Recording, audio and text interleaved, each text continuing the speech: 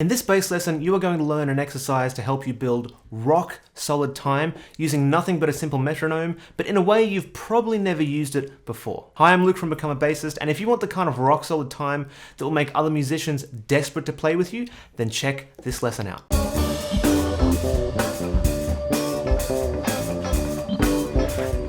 Welcome to Become a Bassist, where it's all about insanely practical, no BS bass lessons designed to get you playing better bass, having more fun, and becoming the best bassist you can be. And that usually means playing with good time and good feel, right? The best bassists in the world are the ones who consistently play everything in time, make everything feel really good, right?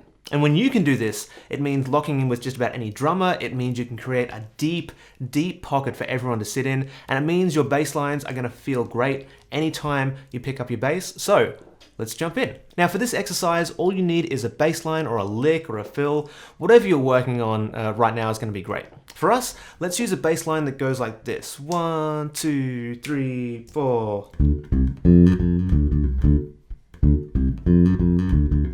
Simple enough, right?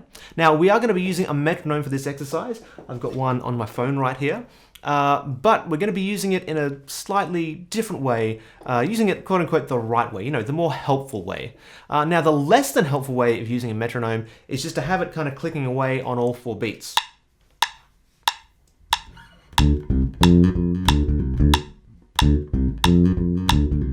Now, there's nothing kind of inherently wrong with doing this, especially at the start or if you're going through like a particularly challenging line. But what you don't want to do is end up relying on the metronome a little too much and never develop your own sense of the time. We're not going to do that. So having the metronome on all 4 beats, that's just, the very, very starting point. So at the very start of this process, absolutely, you can use all those 4 beats for a while.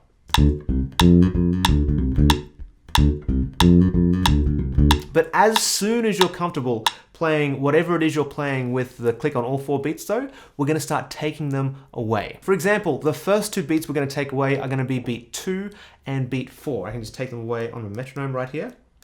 Pardon me. Now these are the weaker of the 2 beats, and doing that is going to sound like this. We're going to have 1, 2, 3, 4.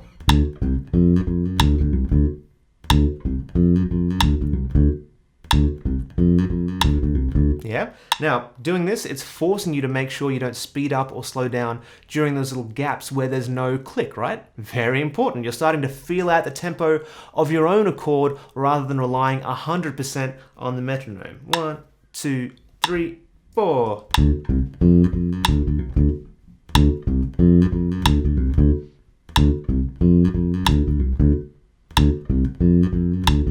Yeah. A tiny bit trickier, but very manageable. To get even crazier, you can also take away beat 3, so you only have 1 beat per bar. So if I do that on metronome, 2, 3, 4.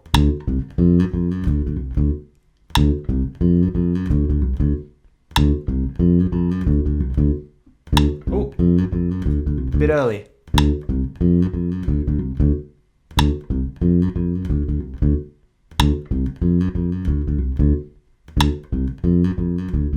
Pushing a little bit, pardon me.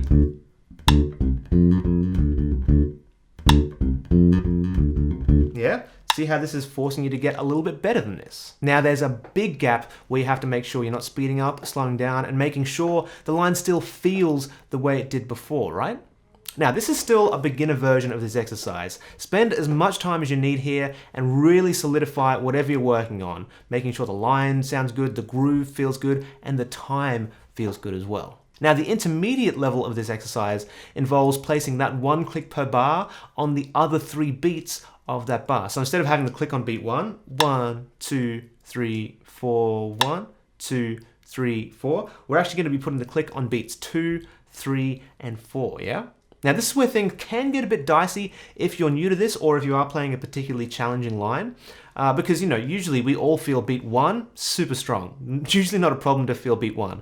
But the other beats in the bar, maybe not so much. But that's exactly what this exercise is going to help you do. And you're going to, get much stronger time as a result. So let's try placing the click on beat 3. And an easy way to do this with any kind of metronome app like I'm using here is just to roughly count the tempo and then just press play on your metronome when you get to beat 3. So you go 1, 2, 3, 4, 1, 2, 4. 4, 1, 2, 3, 4. Let's add the bass line.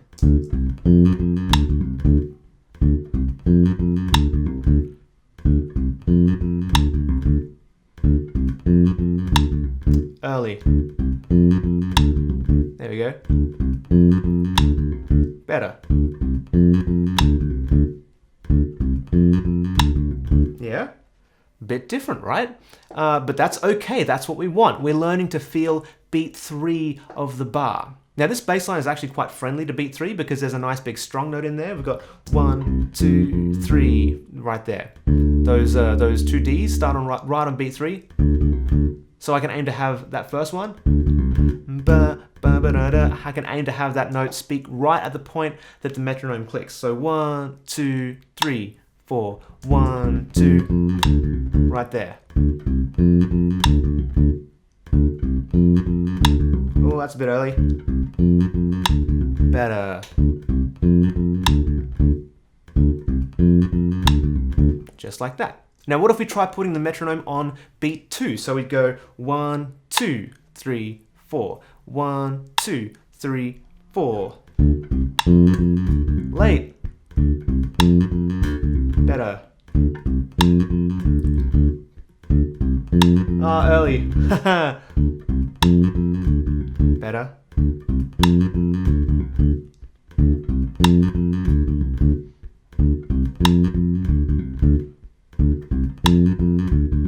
Better. Oh. There we go. Yeah. Now again, this one is pretty friendly because on beat 2 of this bass line, we're playing that first that one there, that first F. So I can aim to line that F up with the click of the metronome on beat 2. So we've got 1, 2, 3, 4, 1 F, 1 F, 1 F, 1 F. Yeah.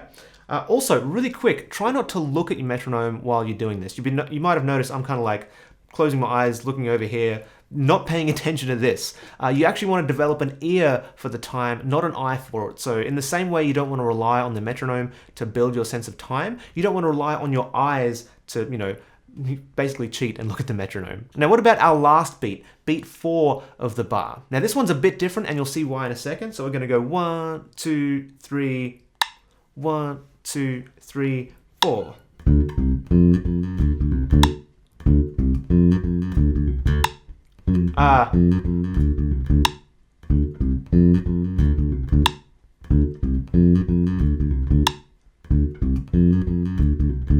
Right there. Yeah. Notice something different about this one. We actually don't play a note on beat 4 of this line. Our last note of the phrase is the 16th before beat 4. Right there. So you actually have to feel beat 4 independently of whatever else is playing. Now, it's a little trickier, but it's not impossible. It just takes a bit of practice, a little bit of determination, but you can do it. It's a simple process. 1, 2, 3, 4. 1, 2, 3.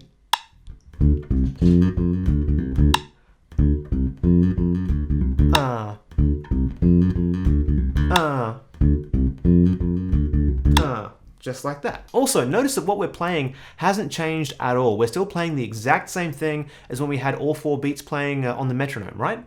All we're doing is just getting intimately comfortable with all the different subdivisions of the bar. Like I said, feeling beat 1 is easy. It's a little bit tricky to feel beat 2, 3, and 4 just as strongly as beat 1. But when you can feel them as strongly, what happens? Your time improves. You get deeper in the pocket. You become the kind of bassist that the other people are, desperate to play with. They'll want to play with you because you have such a strong time feel, strong groove, all that kind of stuff. Let's go a step further now. Let's go to the more kind of advanced things. Instead of playing on the down beats, let's play them on the up beats. So the and of beat 1. So 1 and 2, 3, 4. 1 and 2, 3, 4. 1, 2, 3, 4. 1, 2, 3, 4, yeah? So we're placing the metronome right after beat 1, in between beat 1 and beat 2. So 1 and 2, 3, 4.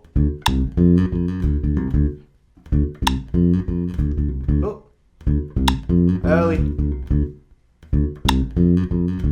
Better.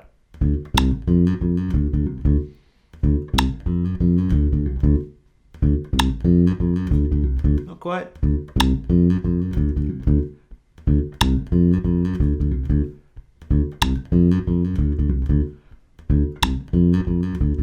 Yeah? Now, if this is a bit tricky at the start, it might be worth turning on all 4 beats of the bar back and just play the same thing, but with every click on the off beats. So I'll just turn them all back on right now. So we're going to end up with 1 and 2 and 3 and 4 and...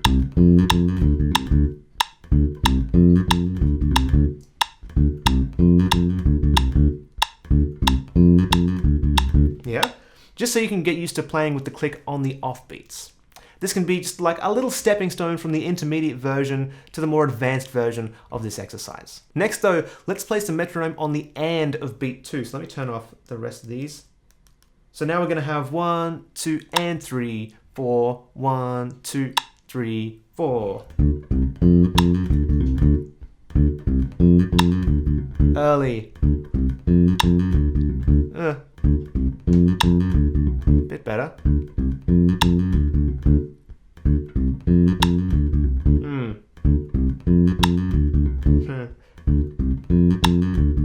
Yeah. Now this one's a bit trickier still because the click, the and of beat 2, comes right in the middle of that phrase right there where we're playing the Fs and the F sharps. The and of 2 is where the F gets played for the second time. So, you know, it's kind of buried right in the middle of the line. So it can be a little bit tricky to line some of these up well, but when you can really start to feel the weaker beats just as robustly as you can feel beat 1 of every bar. Let's keep going though. Let's play the and of beat 3. So 1, 2, 3, and 4. 1, 2, 3, and 4.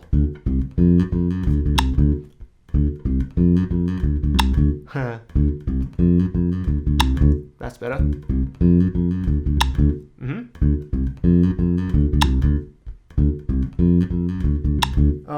Off. That's a bit better. Yeah. Again, this one's a little bit tricky because we're playing something on the and of 3, but again, it's a bit submerged in the line. If we go super slowly, we have 1 and 2. 1 and 2 and 3 and yeah. The 3 and there is that C right there. So we're trying to line up that C with the click, but you know, it goes past pretty quickly, right? So it gets a bit trickier. Let's go again. 1, 2, 3, and 4. C. That's better. Yeah? Like I said, not impossible. Finally, let's place the click on the and of beat 4. This one is actually a little bit easier because we're not playing anything there. We have 1, 2, 3, 4, and 1, 2, 3, 4.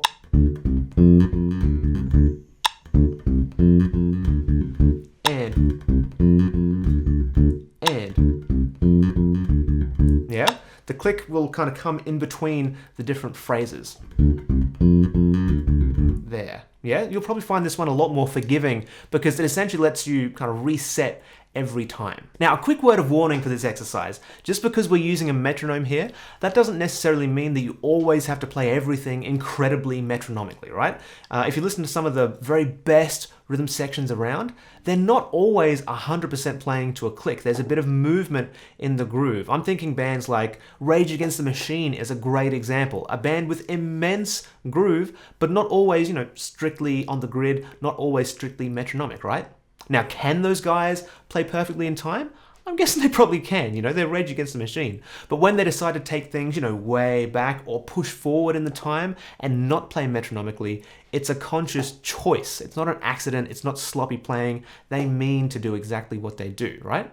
However, you need to be able to color inside the lines before making that artistic choice to go outside of them, and that's what you get by doing this exercise. You get really good at knowing exactly where everything is. Now, another place where this exercise can really shine is if you're learning to play, for example, walking bass lines. So putting a click on only beat 1, then beat 2, beat 3, beat 4 is great. And then actually going and placing the click on the off beats, that's an incredibly useful way of improving your feel because the off beats are swung, right? So you have to play your notes in a way that makes the metronome feel like it's swinging. Not the easiest thing to do, but once again, if you can pull it off and you make it feel good, you're golden. Now, if you want to take this exercise to a super advanced level, then you can do a couple of things. Number one, just use more difficult lines. You might try this with difficult licks or exercises or anything like that, transcriptions even.